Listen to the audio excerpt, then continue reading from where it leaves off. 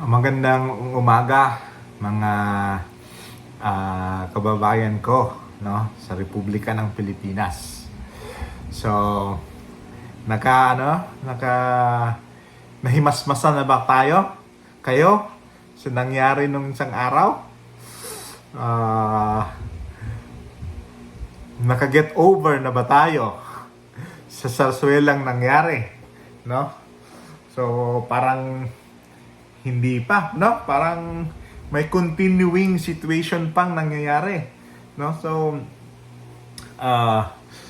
I'll just really have a quick two things to maybe may dalawa akong gustong puntong i-point out.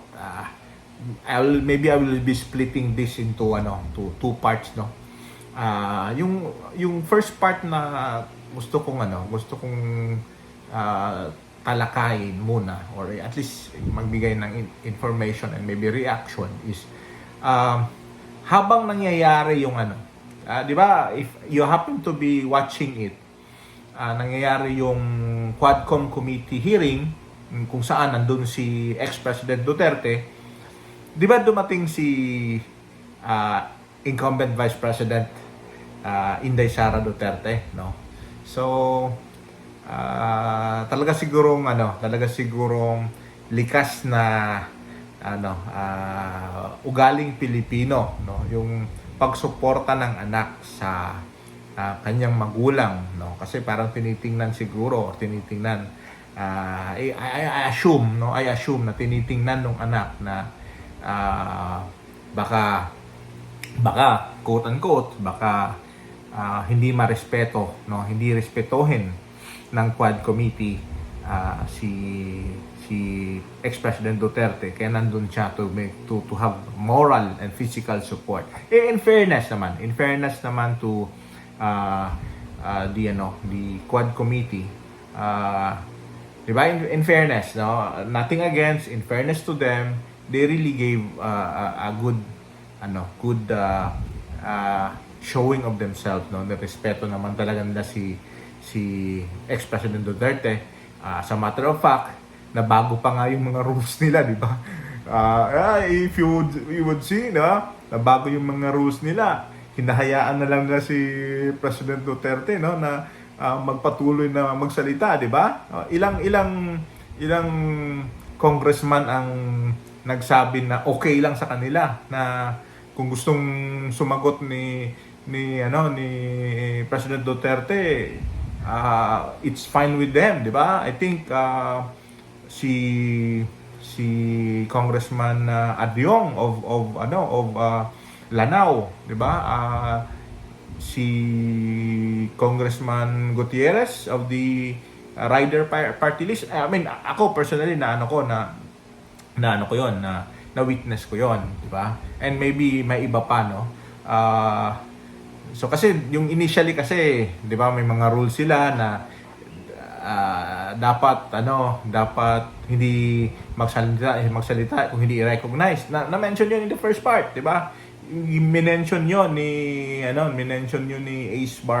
Congressman Barbers, no, nung mga niya, kasi I think doon yung sa start na yung mga nagsasalita na parang ayaw nilang magpa-istorbo, di ba? So I think they're trying to pero yung ibang congressman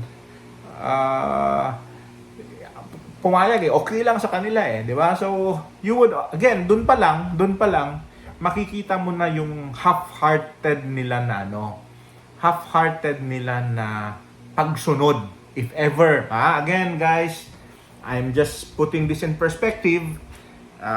According to some reports, according to discussions, even on the national scale, so nagsasabi may script, di ba? May script. Under sila lahat under naman talaga sila because of may speakership, Congressman Martin Romualdez. Pero para bang sinasabi, dinidiin na talagang it was under the call of the speakership, no?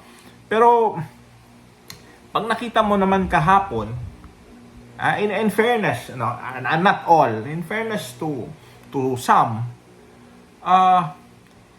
they, ito, ano ko lang, ito, basa ko lang.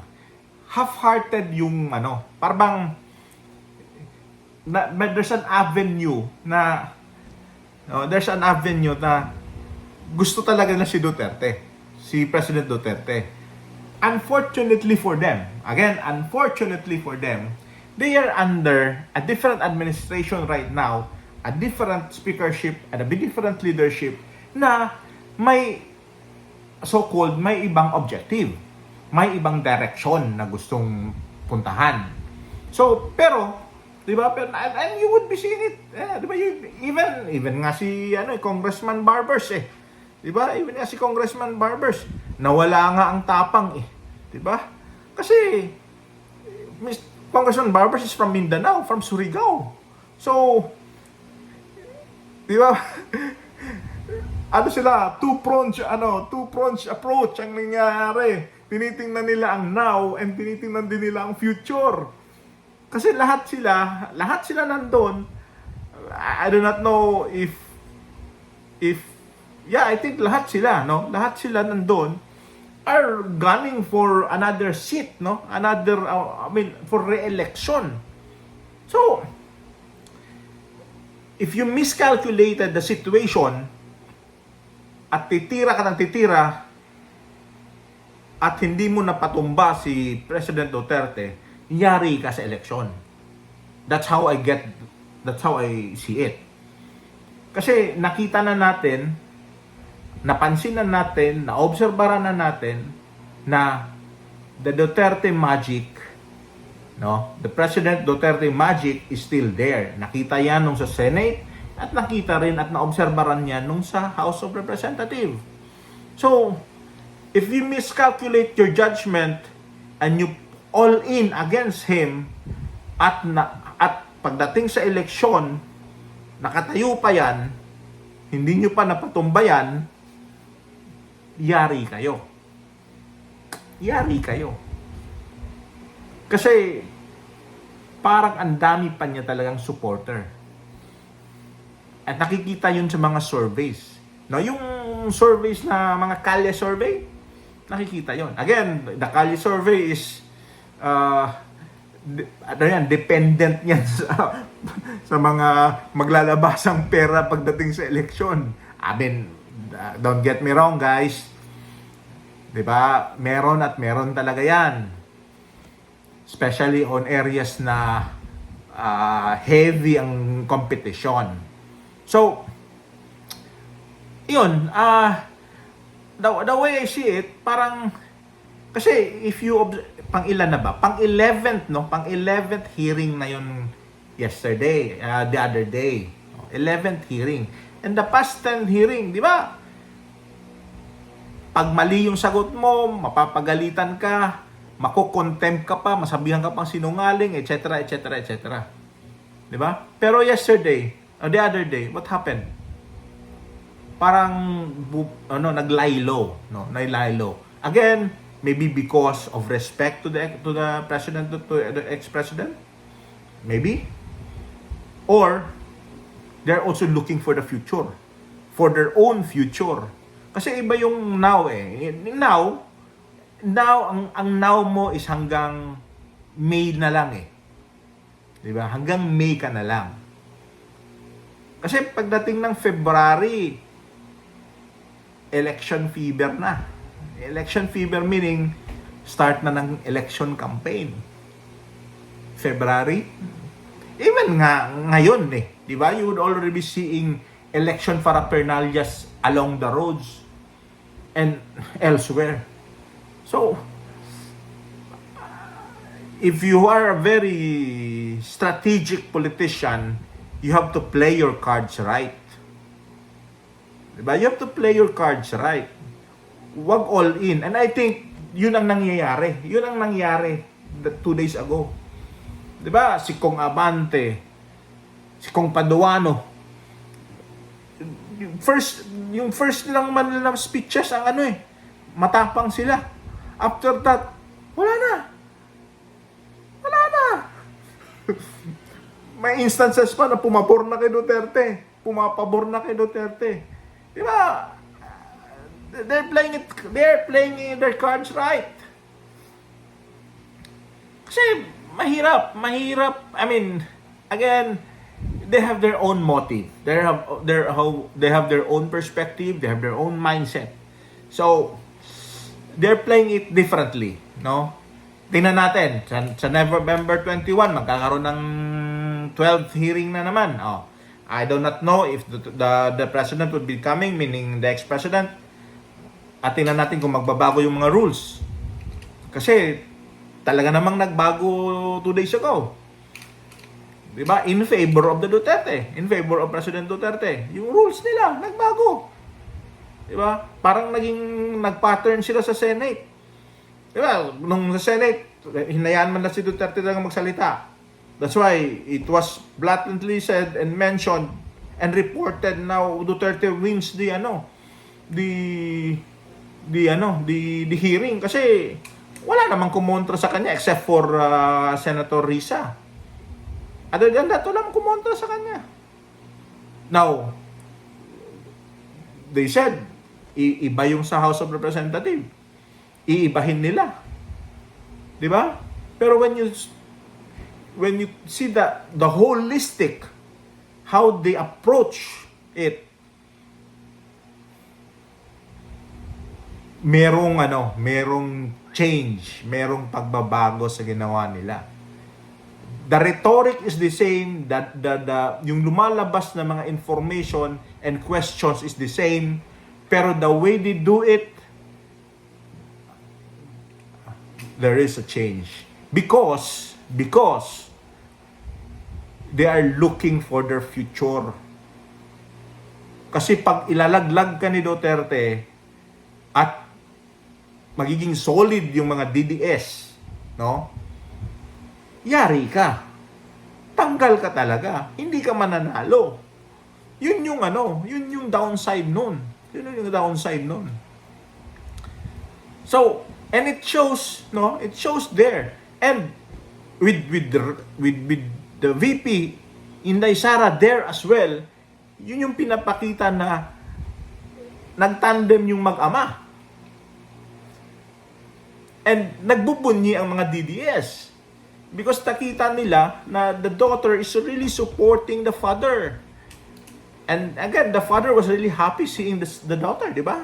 May flashes doon na may picture, na may video na pinuntahan pa. And the daughter, the VP, went even to the yung sitting chairmanship, di ba?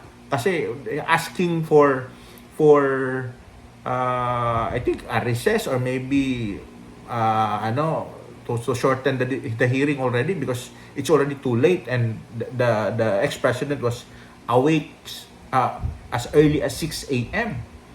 No? So and the show is already running about I think by then it was maybe 10 to 11 hours na eh.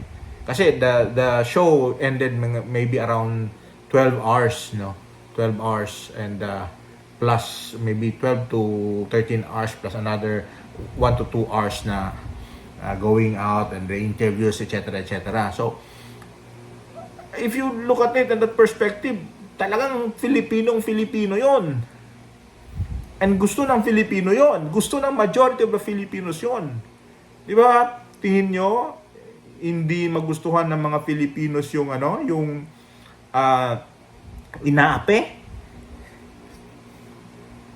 Mantakin nyo, mga movies ng Pinoy movies, action movies ng Pinoy. 'Di ba? Ba't ganun ang sistema ng plot? 'Di ba? Yung hero kinakawawa, tapos pagdating sa dulo nananalo. Lahat ng Filipino majority of the Filipino movies ganun ang plot, especially the action movies, ganun ang plot. 'Di ba? At majority except a few movies and except maybe 1 to 2 leading actors, ang nangyayari buhay palagi ang bida. sa dulo. Hindi na mamatay. 'Di ba? Hindi nyo ba naisip 'yon? Ba't ganun ang twist, ganun ang plot twist? It's because that's what the Filipino likes. You are favoring your audience. The same way as what's happening 2 days ago. 'Di ba? Gets nyo? 'Di ba? Sinong panalo doon? If I happen to ask you, comment below. No? Let me know. Kung sino nanalo nung hearing na 'yon. Let's play a game. Sinong nanalo? Please comment below. Si Duterte ba o yung Quadcom ba? Again, wag na natin sabihin si Filipino people, etc., etc. Because Filipino people likes it very much. 'Di ba? For entertainment purposes, panalo si Filipino people. Pero for purposes of politics and talo si Filipino people. Kasi yung time na pwedeng ibigay for other services na dapat ibigay ng mga congressman at ibang opisyales, hindi nabibigay kasi nandun sila sa hearing. So, sinong talo? Di ba? Tayo. Di ba? But for purposes of entertainment, panalo tayo. Kasi, di ba, from around 10, ay iba, 9 o'clock, nagsimula na. Kasi nga, 10 yung, di ba? 10 yung sinasabing magdating si President mag-start ang hearing. So, it started 10:30, 10:45 na ata. Di ba? Naka na doon. Nandun ka na, nanonood ka na, naghihintay ka na kung kailan magsisimula ang drama. Di ba? So, dun pa lang, alam na natin na talagang inaabangan siya. Inaabangan yung hearing na yon.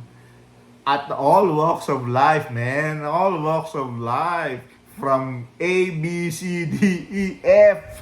Down the line. Inaabangan na yon. Kaya nga, di ba? The best show in town is here. Di ba? Ang daming nanood. Ang daming nag-observe. Ang dami. Di ba? So, again, tingnan natin. Di ba? Tingnan natin. Kasi,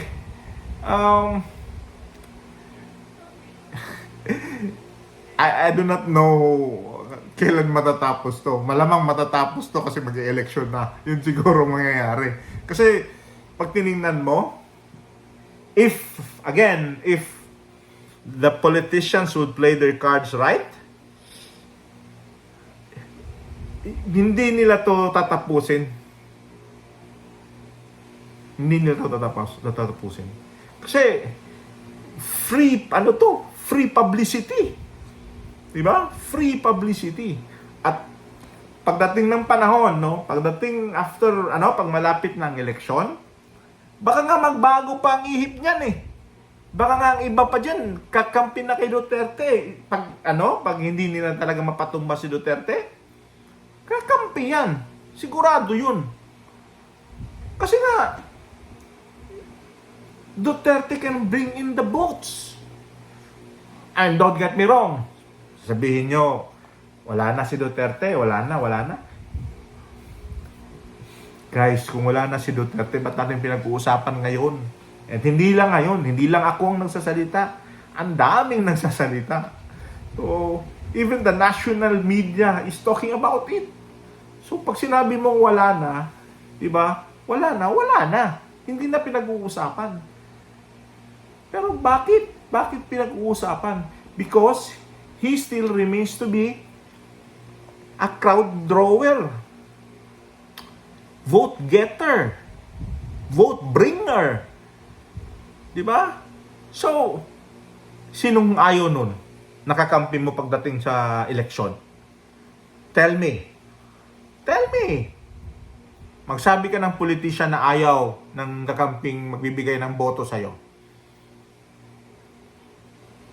I don't think there would be one politician who would say, ayaw ko niyan. I don't think so. Diba? Kaya nga, Art of war. Di ba? Art of war. Do not prolong the agony of your enemy. If you can kill it fast, do it.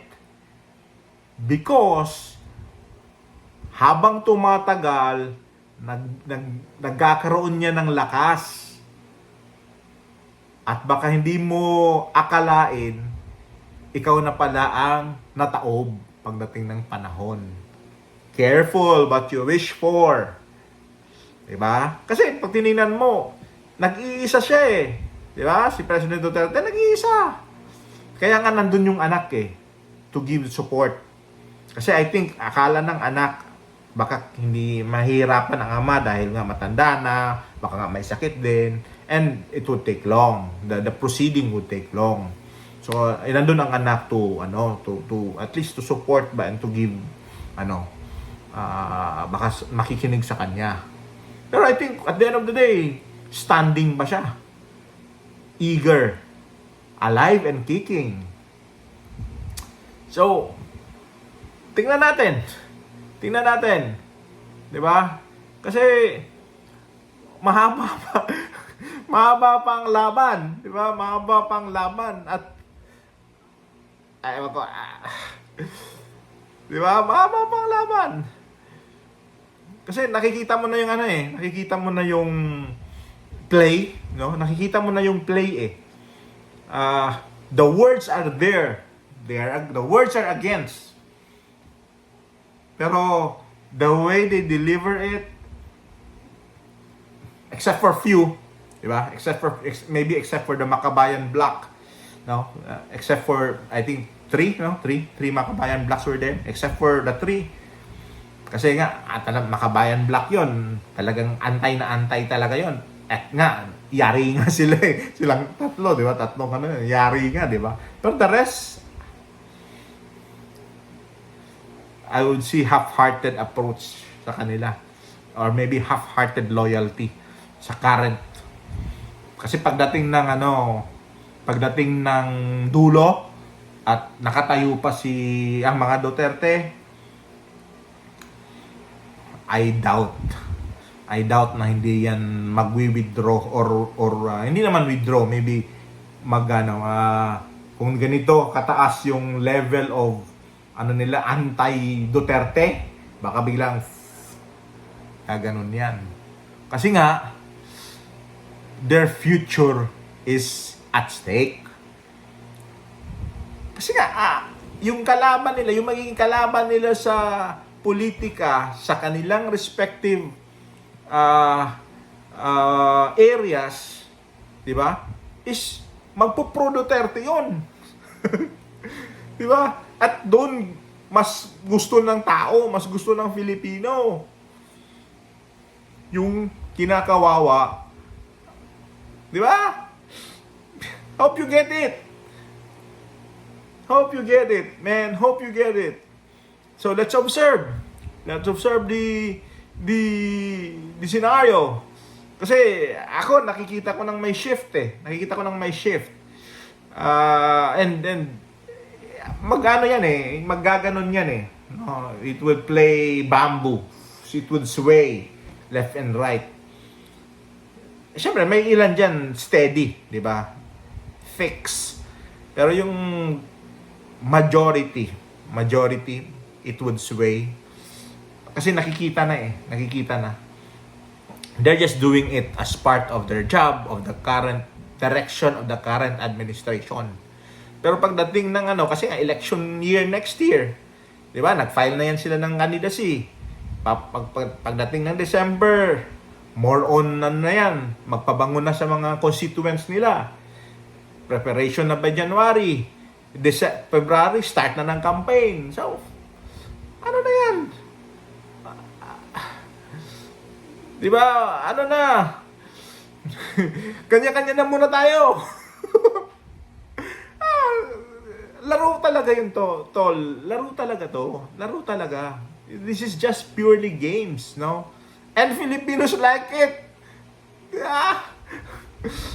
So anyhow, I have a lot to talk about. I'll have another topic on another vlog, no? I have another topic to discuss about the OBP budget, no, na pumasa sa Senado habang nangyayari yung election. Hearing, no? Di ba? But again, gusto ko lang pag-usapan ngayon but I have to go somewhere. So, ito na muna. No, I'll be back later. But then, this is muna. Ciao muna. Okay? God bless everyone. Ciao. Let Nick out.